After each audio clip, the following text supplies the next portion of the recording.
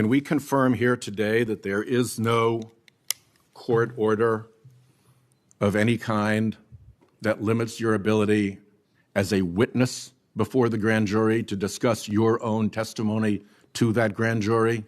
We can confirm that pursuant to my action that grand jury testimony has been released, the transcript. Right from the very first seconds of this explosive Senate hearing, FBI Director Kash Patel was spectacularly caught in a blatant lie. Cornered by Senator Sheldon Whitehouse, Patel was forced to admit there was never any court order preventing him from revealing his grand jury testimony, even though he had shamelessly used that exact excuse to dodge accountability before. But hold on, this is only the tip of a massive, terrifying scandal. What follows is a brutal, no-holds-barred takedown that rips the lid off the FBI's darkest secrets. A chilling enemies list with 60 names and 20 victims already destroyed, suspicious pauses in background investigations, shocking political loyalty tests, asking agents who they voted for, and the ruthless weaponization of America's most powerful law enforcement agency into a personal revenge machine under Kash Patel. Is the FBI still protecting the American people, or has it been completely hijacked by a vengeful director turning it into his own private hit squad? The shocking truths exploding in this hearing are far worse than anyone imagined. Stay tuned, because what comes next will leave you absolutely speechless. Director Patel, welcome. Thank you, sir. When you were here for your confirmation, we talked about your so-called enemies list. It appears to me that there have been adverse actions of various kinds taken against about 20 of the 60 people on your enemies list. You've been in office for 7 months. At that rate, you've got 14 months until you've hit all 60. Can you explain that? Again, that is an entirely inaccurate presupposition. I do not have an enemies list. You can continue to characterize it as you wish. The only actions we take, generally speaking, for personnel at the FBI are ones based on merit and qualification and your ability to uphold your constitutional duty. You fall short, you don't work there anymore. Well, there was a list. You don't like it to be called an enemies list, and it had about 60 names, and about 20 have had an adverse action. So those are, I think, pretty clear facts. What you just witnessed was not a simple disagreement over terminology. Kash Patel looked Senator Whitehouse dead in the eye and flat out lied about not having an enemies list, even as he was confronted with cold, hard proof that nearly 1/3 of the 60 people on that list had already been hit with adverse actions in just 7 months. This isn't random. This is a ruthless purge. And let's be crystal clear, that list didn't magically appear.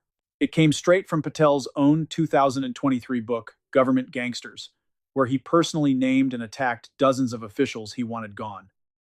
According to reporting from the Associated Press, Senator Whitehouse's tally of 20 out of 60 was no exaggeration. It was built by cross-referencing Patel's own published targets against real personnel actions taken after he assumed power. Some of those actions are anything but minor.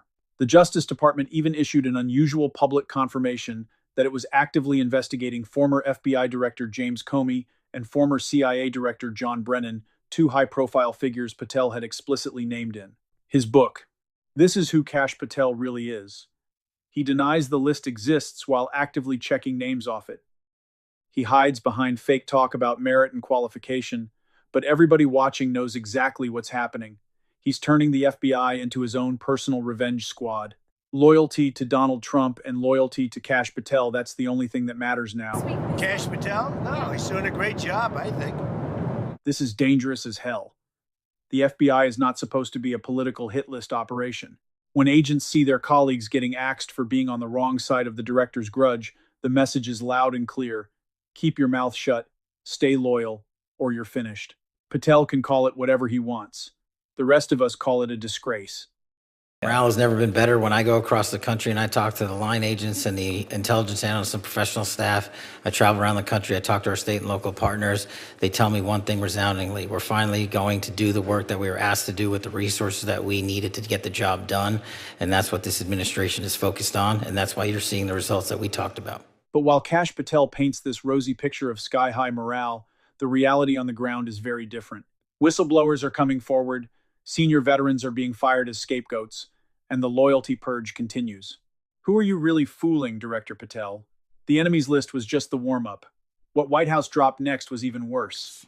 Let me move on to your grand jury testimony, which we also talked about when you were here. I think you indicated that you understood that a witness in the grand jury is free to discuss afterwards whatever they told the grand jury.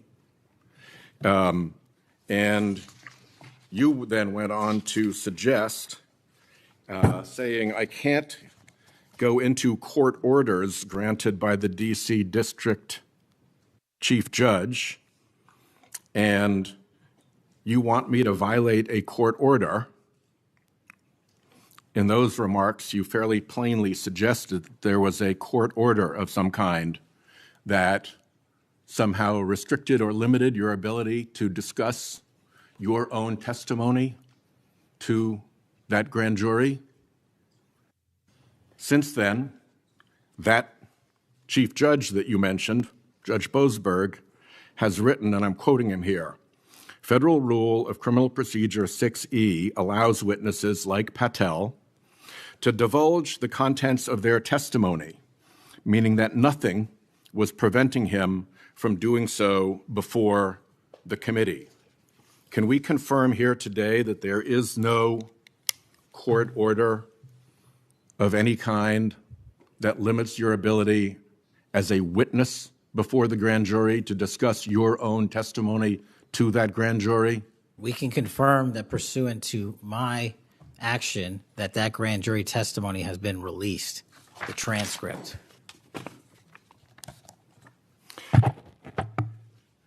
Let's, in what forum was it released, may I ask? Publicly. Okay, we'll check on that.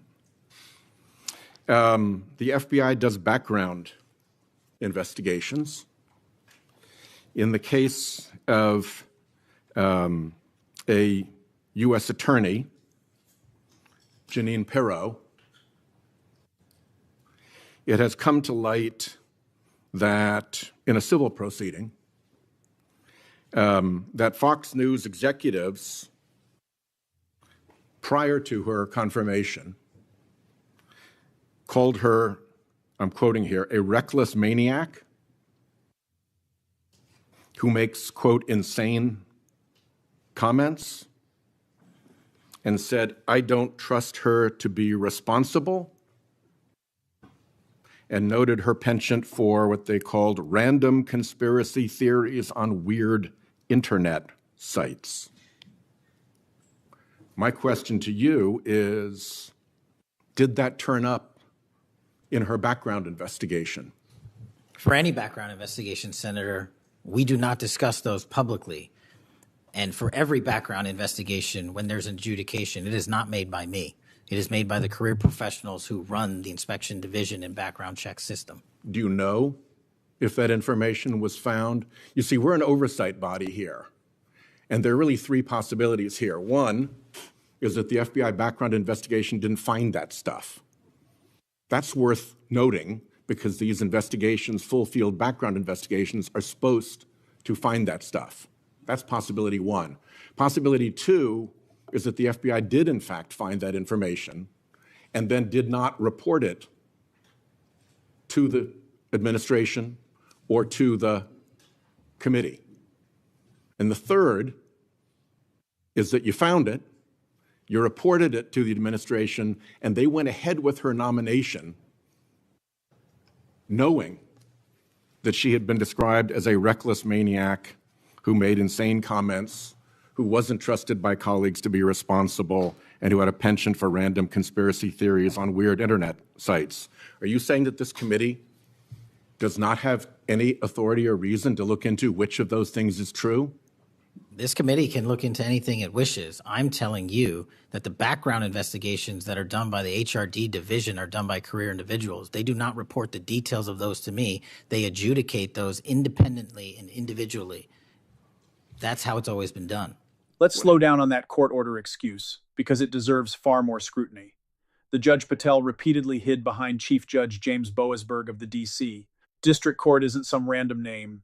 He's one of the most attacked judges in the federal system right now. He's the same judge who blocked controversial deportation flights, presided over sensitive grand jury matters from the 2020 election probes, and was publicly called a radical left lunatic by President Trump himself, with reports of direct threats coming from within the Justice Department. So when Patel told Congress he couldn't discuss his own grand jury testimony because of a supposed court order from this judge, he wasn't citing some minor technicality. He was weaponizing the authority of a judge his own administration was targeting to stonewall the very Senate that confirmed him. Then Boasberg's actual ruling came out and destroyed the excuse. Under Federal Rule 6 Patel was free to speak the entire time. There was no order. There never was. Then Whitehouse turned to Jeanine Pirro, and the logic became impossible to escape. He laid out 3 brutal possibilities, and none of them looked good for Patel.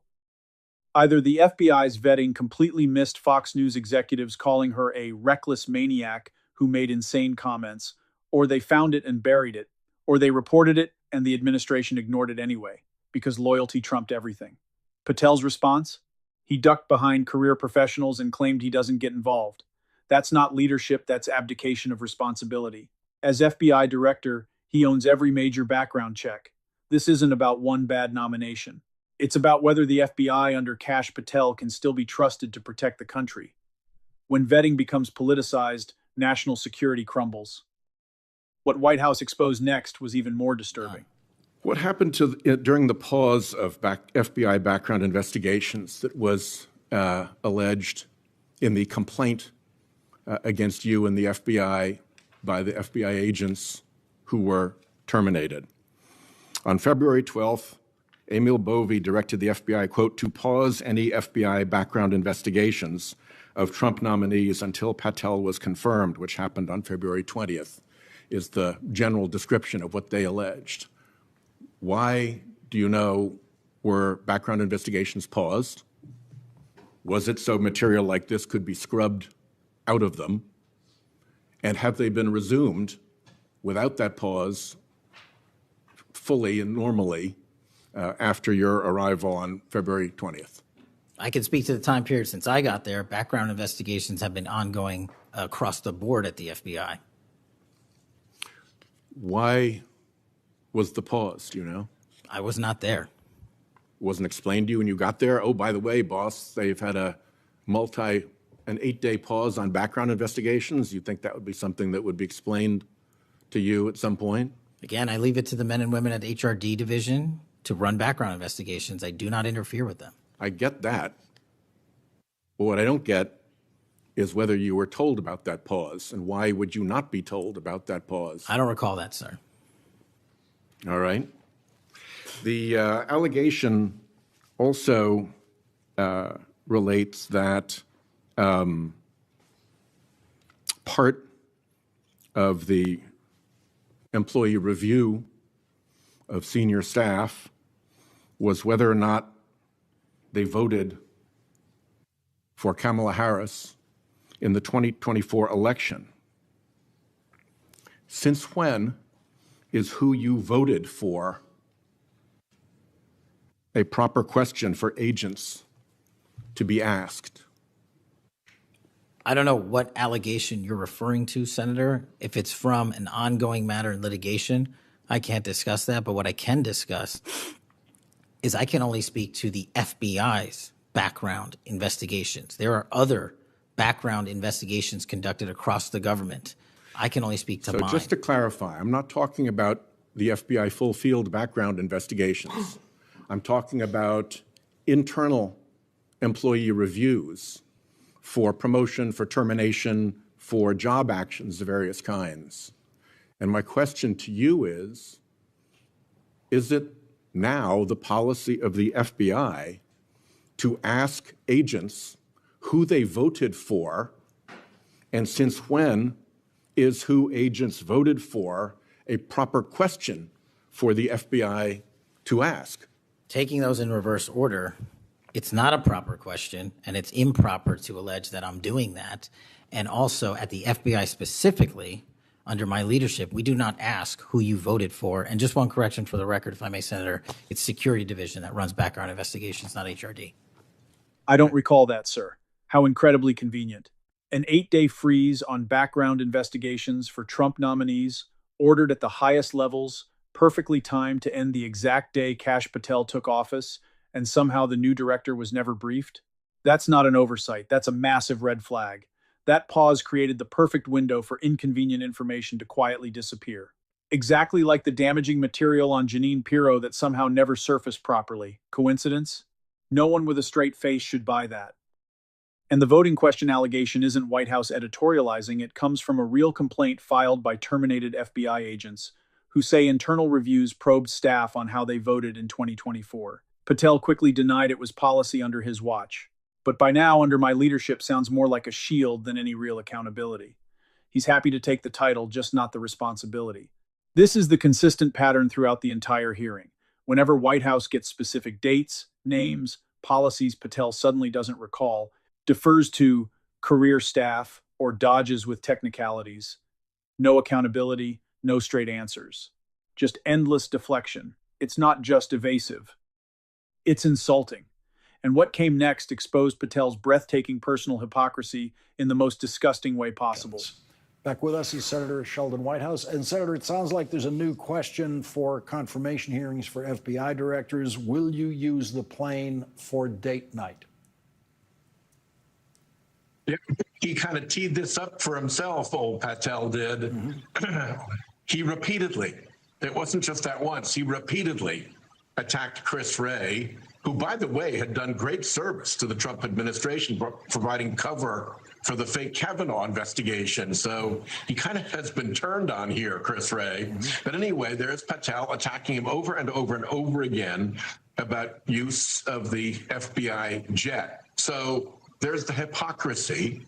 Then with all these Trump people, there's the entitlement. I mean, this is bling for them. They just want to eat up every executive perk they can get near. And frankly, the more they abuse it, the cooler it seems to be for them. So buzzing around the country in the FBI jet for dates with his girlfriend seems like an okay thing to them. And then what's really cheesy, I mean, the part that angers me here more than even just the waste, is that when he's caught, when he's busted doing something that stupid, instead of owning up to it, he takes it out on a 27-year FBI veteran who runs the Critical Incident Response Group, and he fires that person because his the tail number on his jet was being tracked the way the tail numbers on essentially every jet are being tracked.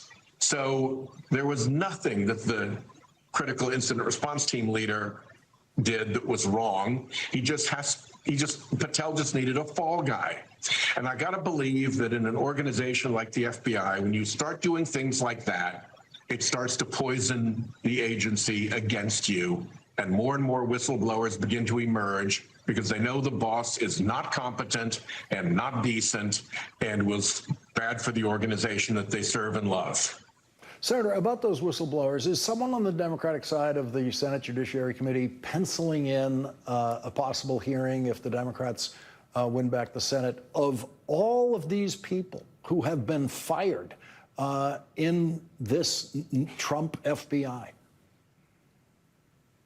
Yeah, and actually, we're going to hear from them a good deal sooner than that because 3 senior FBI agents who were fired have filed a civil lawsuit contesting their firing. And as that proceeds, there's going to be the opportunity for discovery. And discovery is always the jewel of litigation. This is the epitome of disgusting. While Kash Patel was busy purging the FBI, he was treating it like his own personal luxury service. Bloomberg Law exposed how he used official FBI jets to fly across the country for romantic dates with his musician girlfriend. When the tail numbers got noticed, he didn't own up to it. He fired a 7-year veteran, the head of the Critical Incident Response Group, just to have a fall guy. This is the same man who once attacked former director Chris Wray for jet usage. Stephen Palmer did nothing wrong. He was simply in charge of aviation when Patel got caught living like a king on the taxpayer's dime. And he wasn't the first, he was the 3rd head of that unit forced out during Patel's short tenure. Every time an unflattering story breaks, someone else takes the fall. Instead of taking responsibility, Patel needed a scapegoat. That kind of behavior is poisoning the entire FBI. Good agents are watching, and more whistleblowers are stepping forward. 3 senior agents have already filed a civil lawsuit, and the discovery process is about to rip this whole rotten operation wide open. Step back and look at the full picture Whitehouse exposed. A director who denies an enemies list while the numbers don't lie, a fake court order excuse destroyed by the judge himself, a background check scandal with no good answers, and a pattern of firing career professionals the moment he looks bad. Together, these aren't isolated mistakes. They paint the portrait of a man running the FBI less like a law enforcement agency and more like his personal political weapon. If you want to see how deep this politicization really goes, subscribe to Daily Brief right now and turn on notifications. Kash Patel's next hearing is coming, and so are the next headlines. Collagen anti-aging serum, multifunction essence and moisturizing whitening and anti-wrinkle serum. It's good for wrinkles and anti-aging cream. It's a serum. It's really working very good, and it's really good for people that have ankles on the face. And collagen wet serum, bright smooth wrinkle, black dark spot, working for these things. And you can see at this timeless becoming real fresh collagen soothing serum. It's really workable and it's work. And you can see the formula of this, which thing is included in this for which skin, and also this is the way of apply this. And France Ukali Cosmetics International Company Limited. And what is included in this? So overall it's good for face, and it's good for wrinkles. Overall it's 2-in-1 vitamin C serum. It's good for face. You can use it and apply it with night.